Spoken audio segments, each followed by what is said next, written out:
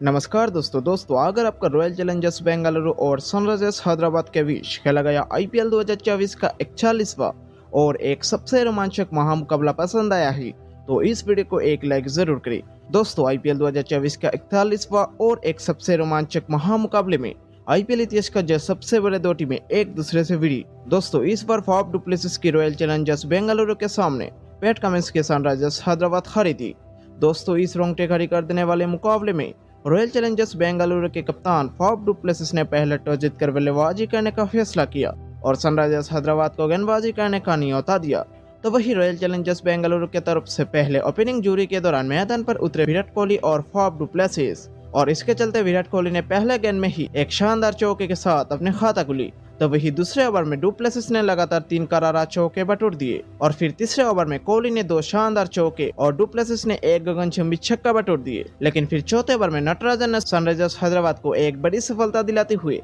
Faf du Plessis को catch out करा दिया और डु प्लेसिस ने 25 रन बनाकर चलते बने और उसके बाद मैदान पर बल्लेबाजी करने के लिए उतरे विल जैक्स। तो वही छठी ओवर में कोहली ने एक गगनचुंबी छक्का लगाई और 6 ओवर की पावर प्ले के बाद रॉयल चैलेंजर्स बेंगलुरु ने 1 विकेट के नुकसान से 61 रन बनाई। लेकिन फिर 7वीं ओवर की आखिरी गेंद में मयंक मार्कंडे ने सनराइजर्स हैदराबाद को और एक बड़ी सफलता दिलाते हुए विल जैक्स को सीधे क्लीन बोल्ड कर दिया और विल जैक्स ने सिर्फ 6 रन बनाकर चलते बने। तो वही विराट कोहली के साथ देते हुए मैदान पर उतरे रजत पाटीदार और इसके चलते रजत पाटीदार ने 8वीं ओवर में एक चौके बटोर दिए और 9वीं ओवर में एक गगनचुंबी छक्का और इसके चलते रजत पाटीदार ने 11वीं ओवर में एक तूफानी पारी के दौरान लगातार 4 गगनचुंबी छक्का लगाई और 13वीं ओवर में रजत पाटीदार ने 1 रन लेकर अपने 8 शतक पूरा किया और इसके साथ ही इसी ओवर की चौथे गेंद में जयदेव उनादकट ने रजत पाटीदार को कैच आउट करा दिया और पाटीदार ने 50 रनों की एक तूफानी पारी कर चलते बने और उसके बाद विराट कोहली के साथ देते हुए मैदान पर उतरे कैमरन ग्रीन।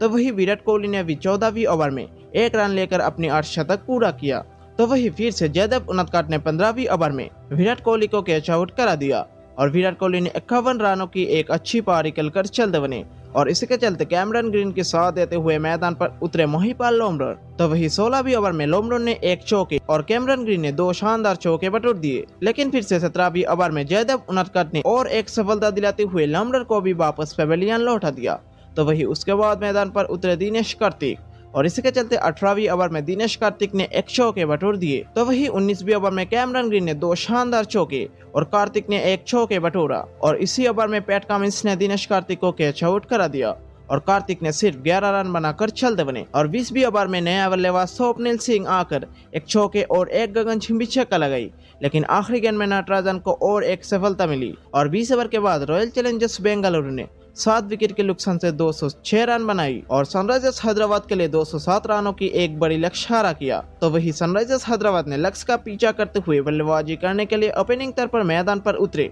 ट्रेविस हेड और अभिषेक शर्मा की जोड़ी और इसके चलते पहले ओवर में ही विल जैक्स ने रॉयल चैलेंजर्स बेंगलुरु को एक बड़ी सफलता दिलाते हुए ट्रेविस हेड को कैच आउट करा दिया और ट्रेविस हेड ने आज सिर्फ 1 रन बनाकर चलते बने और उसके बाद अभिषेक शर्मा की साथ देते हुए मैदान पर उतरे एडन मार्करम। तो वही तीसरे ओवर में अभिषेक शर्मा ने एक तूफानी पारी के दौरान एक चौके और 2 गगनचुंबी छक्का बटोर दिए। लेकिन फिर चौथे ओवर में यश दयाल ने रॉयल चैलेंजर्स बेंगलुरु को और एक बड़ी सफलता दिलाते हुए अभिषेक शर्मा को कैच आउट करा दिया और अभिषेक शर्मा ने 31 रन बनाकर चलते बने और उसके बाद मैदान पर उतरे नीतीश रेड्डी। लेकिन फिर से 5वीं ओवर में स्वप्निल सिंह ने एडन मार्करम को एलबीडब्ल्यू आउट करा दिया और एडन मार्करम ने सिर्फ 7 रन बनाकर चलते बने और इसी ओवर में स्वप्निल सिंह ने और एक बड़ी सफलता दिलाते हुए हेनरिच क्लासन को भी कैच आउट करा दिया और क्लासन ने भी 7 रन बनाकर चलते बने और 6 ओवर की पावर प्ले के बाद सनराइजर्स हैदराबाद ने 4 विकेट के नुकसान से 62 रन बनाई और आज सनराइजर्स हैदराबाद को जीताने के लिए मैदान पर खड़ी थी शहबाज अहमद और नीतीश रेड्डी। लेकिन फिर करण शर्मा ने 8वीं ओवर में सनराइजर्स हैदराबाद को एक बड़ी झटका देते हुए